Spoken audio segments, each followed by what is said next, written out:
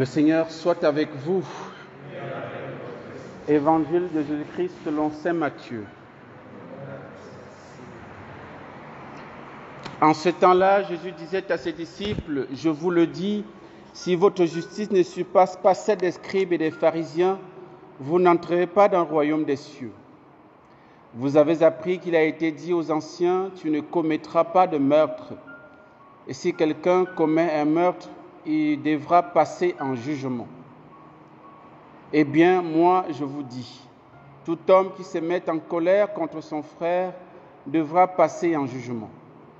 Si quelqu'un insulte son frère, il devra passer devant le tribunal. Si quelqu'un le traite de fou, il sera passible de la géhenne de feu. Donc, lorsque tu vas présenter ton offrande à l'autel, si là, tu te souviens que ton frère a quelque chose contre toi, laisse ton offrande là, devant l'autel, va d'abord te réconcilier avec ton frère et ensuite viens présenter ton offrande. Mets-toi vite d'accord avec ton adversaire pendant que tu es en chemin avec lui, pour éviter que ton adversaire ne te livre au juge, le juge au garde et qu'on ne te jette en prison. Amen, je te le dis, tu n'en sortiras pas avant d'avoir payé jusqu'au dernier sou. Acclamons la parole de Dieu.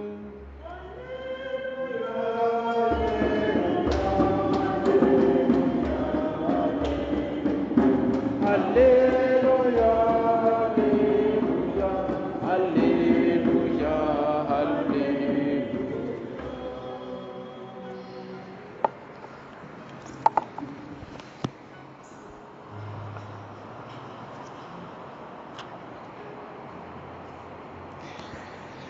Frères et sœurs, il n'est pas souvent courant de voir deux textes, première lecture et l'évangile, qui se rejoignent. Le dimanche, oui, parce que le dimanche, c'est des choix, c'est fait exprès. Il faut que la première lecture soit en concordance avec l'évangile. Parce que la première lecture, comme vous le savez, le dimanche, est tirée du Premier Testament. Et nous savons que le Premier Testament est le lieu des promesses. Et l'Évangile est le lieu de l'accomplissement des promesses. C'est Jésus qui le dit, ce n'est pas moi. Je suis venu non pour abolir, non, mais pour accomplir. Donc il est l'accomplissement des prophéties qui ont été faites dans le Premier Testament. Et donc, le dimanche, on essaye, tant que se peut la liturgie, à essayer de trouver à la première lecture qui vient du Premier Testament, son accomplissement dans le Nouveau, dans l'Évangile plus précisément. Et en semaine, on fait des lectures continues des livres. Comme on est en train de faire la lecture continue de Matthieu, et on fait la lecture continue de la deuxième lettre de Saint Paul apôtre aux Corinthiens. Mais il y a une concordance frappante entre les deux textes. Alors, il nous est dit au début de la première lecture que nous avons entendue, frères, aujourd'hui encore, quand les fils d'Israël lisent les livres de Moïse, un voile couvre leur cœur. Un voile couvre leur cœur. Il est en train de dire, les Juifs ne sont pas dans la clarté de la foi. Leur foi, ou bien alors, leur foi est limitée. Parce qu'ils s'arrêtent à Moïse, ils sont arrêtés à Moïse. Or, nous vivons déjà dans le temps du Christ. Le Christ est manifesté, il est mort, il est ressuscité, il est monté vers le Père et nous continuons sa mission sur la terre. Et donc, ceux qui continuent de s'accrocher à Moïse, ils ont un voile qui couvre leur cœur. Et ce voile, c'est quoi? Ce voile, il va donner la réponse un peu plus tard, un peu plus loin, lorsqu'il dit, il n'est voilé. Il dit, et même si l'évangile que nous annonçons reste voilé, il n'est voilé que pour ceux qui vont à leur perte. Pour les incrédules, dont l'intelligence a été aveuglée, par le Dieu mauvais de ce monde. Donc, le voile ici, surtout en ce qui concerne les Juifs, c'est l'incrédulité quant à l'accueil du Messie en la personne de Jésus. Le fait qu'ils refusent de Jésus comme le Messie, ils sont toujours voilés. Ça empêche le voile de tomber. Et ils assimilent les Juifs incroyants par rapport au Messie qui est Jésus avec les païens qui suivent les dieux de ce monde. Donc, avec les idolâtres. Les idolâtres sont aussi ceux qui sont voilés parce qu'ils ne peuvent pas, ils n'ont pas accès à la foi en Jésus et donc du coup, ils restent comme coupés de Dieu. Et le voile tombe à quel moment? Le voile tombe lorsqu'on se convertit au Christ. Et c'est ce que Saint Paul va dire à la suite. Ils ont un voile sur leur cœur. Quand on se convertit au Seigneur, le voile est enlevé. Donc le voile, en fait, c'est l'absence de la foi en Jésus. C'est l'absence de la conversion au Christ. Ça crée un voile qui nous empêche de voir la gloire de Dieu sur le visage du Christ, comme il va le dire ici. Il assimile les Juifs qui sont quand même croyants, de par la première alliance qu'ils ont reçue du Seigneur, mais il les assimile avec les païens qui croient aux idoles. Ils sont pareils, parce que tous les dieux ont un voile. Depuis que le Christ est venu, les Juifs qui ne croient pas au Christ sont voilés. Ils n'ont pas le salut. Si je m'en tiens à ce que Jésus dit dans l'Évangile, et Jésus va dire pratiquement la même chose que Saint Paul, en disant même, en étant plus radical même. Il dit, je vous le dis, si votre justice ne surpasse pas celle des scribes et des pharisiens, vous n'entrerez pas dans le royaume des cieux. C'est qui les scribes et les pharisiens? Ce sont les Juifs. Et donc, si ta justice ne surpasse pas celle des Juifs, tu n'entreras pas dans le royaume de Dieu. C'est clair. Donc le chrétien est celui qui est au-delà du juif, qui doit aller au-delà de la foi juive pour croire en Jésus, pour être sauvé. J'en profite pour vous dire, parce que nous, au Béatitude, nous avons une vocation pour prier pour Israël. On prie avec Israël et on prie pour Israël. Et il y a certains zélés dans la communauté qui pensent qu'il ne faut pas prêcher Jésus aux Juifs. Ce qui est gravissime de penser une chose pareille. C'est un crime que de ne pas parler de Jésus aux Juifs qui sont même les premiers destinataires du message évangélique. Jésus est juif. Il est venu chez les Juifs. Il a voulu... Les 12 apôtres sont des Juifs. D'où vient qu'aujourd'hui, on doit s'interdire de parler de Jésus aux Juifs, soit disant non, c'est le peuple élu, c'est machin, c'est monté, c'est descendu. Mais attends, c'est quelle histoire, ça vient d'où ça? C'est quelle folie? Ce n'est pas évangélique. Tu n'es même pas chrétien quand tu te comportes comme ça. Ça veut dire que tu les exclus du salut. Parce que croire que comme ils ont été le premier peuple élu, ils sont d'emblée sauvés, c'est du mensonge. Jésus n'a jamais dit ça. Jésus n'a pas dit, vous les Juifs que vous croyez en moi, que vous ne croyez pas en moi, vous êtes sauvés. Jésus n'a pas dit ça, au contraire. Il dit ici, si votre justice ne surpasse pas celle des scribes et des pharisiens, autrement dit, si votre justice ne dépasse pas celle des Juifs, vous n'entrez pas dans le royaume de Dieu. C'est clair. Bien, attends, c'est écrit en quoi? C'est pas, je n'invente rien, c'est écrit. C'est dans la Bible. Soit on arrête ça, on jette. On dit Jésus, lui, c'est un menteur. Mais il faut qu'on se comprenne. Non, je le dis spécialement à nous, Béatitude, qui aimons Israël, nous devons l'aimer. Il faut faire aussi attention entre l'Israël politique et l'Israël biblique. Il faut faire la distinction. Ce n'est pas la même chose. Voilà.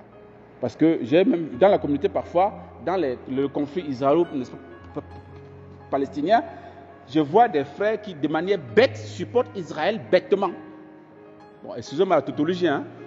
Mais tu ne peux pas supporter quelqu'un qui mate l'autre, soi-disant c'est le peuple élu. Ça n'a rien à voir. Ça, c'est l'Israël politique. Ça n'a rien à voir avec le peuple élu.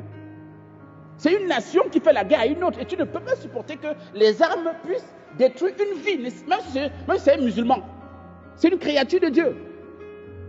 Et le fait que nous soyons chrétiens, l'évangile nous pousse à aimer tout le monde et même l'ennemi.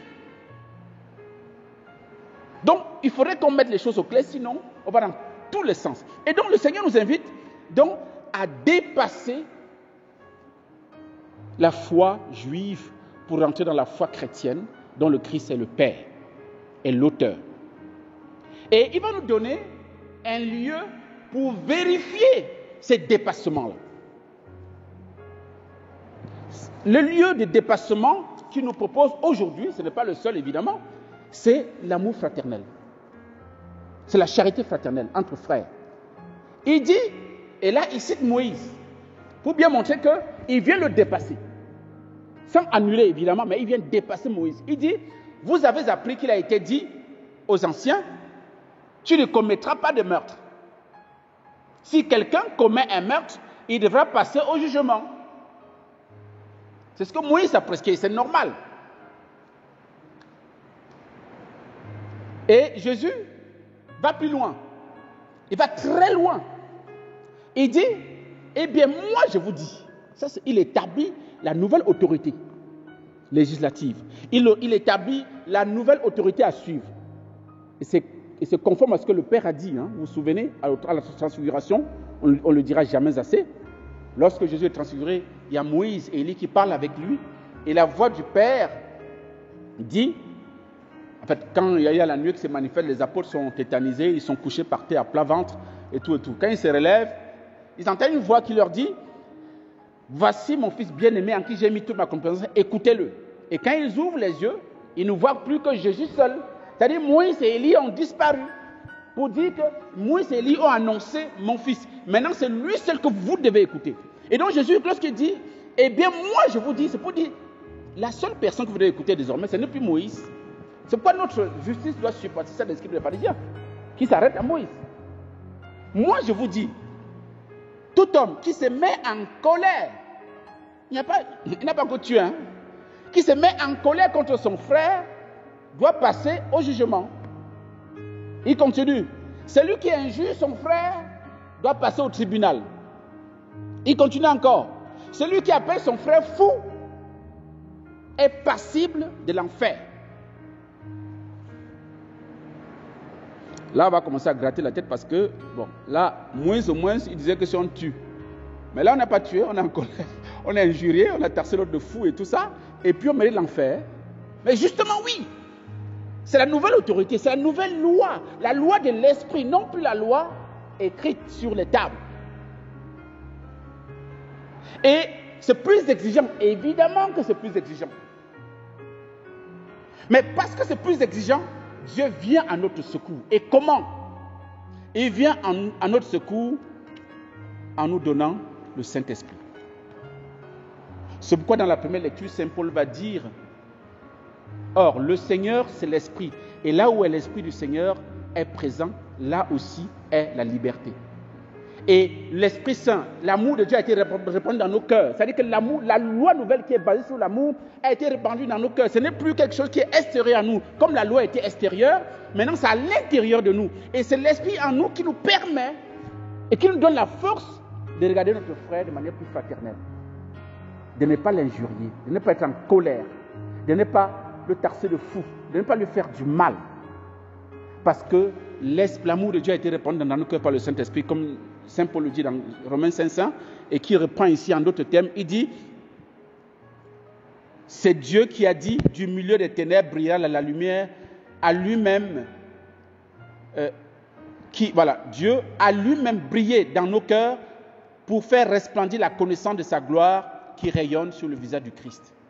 Le Saint-Esprit a fait briller dans notre cœur cette connaissance du Christ de l'intérieur et nous donne la force intérieure, la force spirituelle pour que nous puissions regarder notre frère non plus comme un ennemi, comme un rival, mais comme un frère dans le Christ, comme un frère en humanité, qu'il soit chrétien ou pas, que je le regarde avec le regard de Dieu, le regard de l'Esprit Saint, qui me permet de l'aimer tel qu'il est, au-delà de ses défauts. Moi aussi, je suis un homme avec des défauts. Et c'est comme ça que l'Évangile devient capable de l'homme. L'homme devient capable de vivre, n'est-ce pas, l'évangile grâce au Saint-Esprit.